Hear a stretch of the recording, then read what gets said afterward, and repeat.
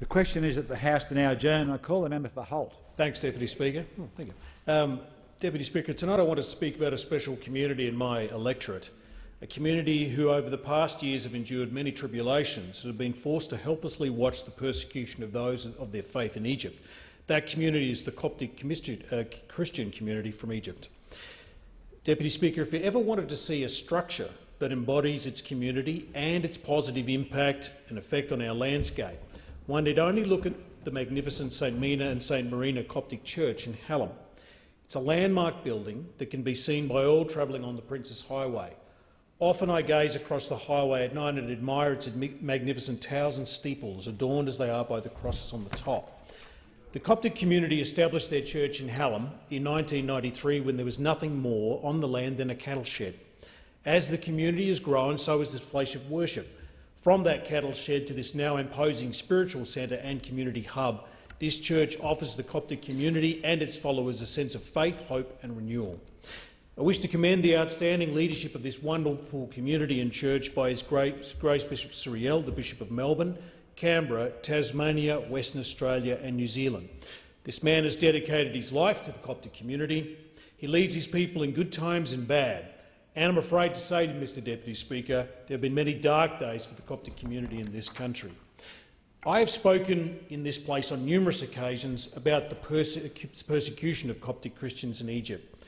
This ancient Christian community has for over 1,000 years suffered persecution under different rulers in Egypt. As approximately 10% of the population of 91 million people, the situation of the Coptic Christians in Egypt has always been precarious, as they are an ancient Christian minority in the epicentre of the Muslim world. But I want again tonight to raise in this House more recent persecution of those in the Coptic community. For example, on the 1st of January 2011, 22 people died after a suicide bomber set off a massive explosion as hundreds of Coptic Christians celebrated a New Year's Eve service in the Church of Two Saints in Alexandria.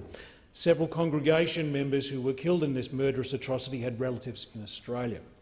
On October 2011, following the burning of a Coptic church in Upper Egypt, security forces clashed with Christian protesters and 28 people, mostly Copts, were killed.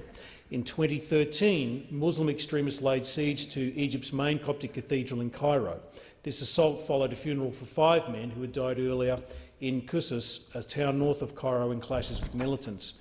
Muslim extremists also carried out a despicable and cowardly mass murder and beheading of 21 Egyptian Coptic Christians in Libya on the 15th of April 2015 by ISIL-affiliated terrorists. The majority of those victims came from poor villages and went to Libya to work as labourers to send money back to families at home. On the 11th of December 2016, an ISIS suicide bombing at St Mark's Coptic Orthodox Cathedral in Cairo killed at least 25 people and wounded 49. At least 7 Coptic Christians in North Sinai, the stronghold of Egypt's ISIS affiliate, were killed in the following months, prompting the majority of Coptic residents in Al Arish, the area's biggest town, to flee to mainland Egypt. On 19th of February 2017, in a video that was published, the ISIL claimed responsibility for the Cairo Cathedral bombing and threatened further attacks on Christians, accusing them of, quote, being the spearhead of the Crusader project to fight God's religion in Egypt. On Friday the 26th of May 2017, at least 28 people were killed and 23 were injured in Egypt after an unidentified gunman opened fire on a bus carrying Coptic Christians, many children, who were travelling to a monastery.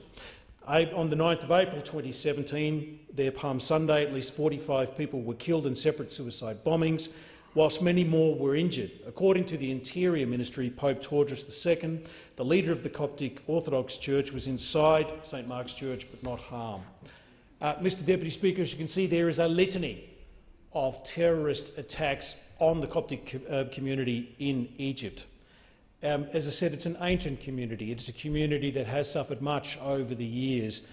But I wanted to confirm and reaffirm to that Coptic Christian community, particularly the Coptic Christian community that I represent in my constituency, that those attacks do not go uncondemned in this place.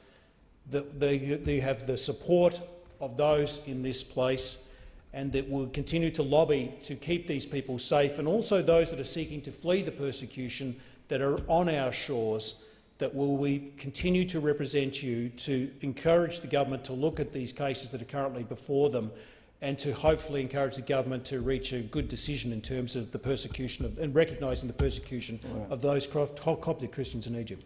The question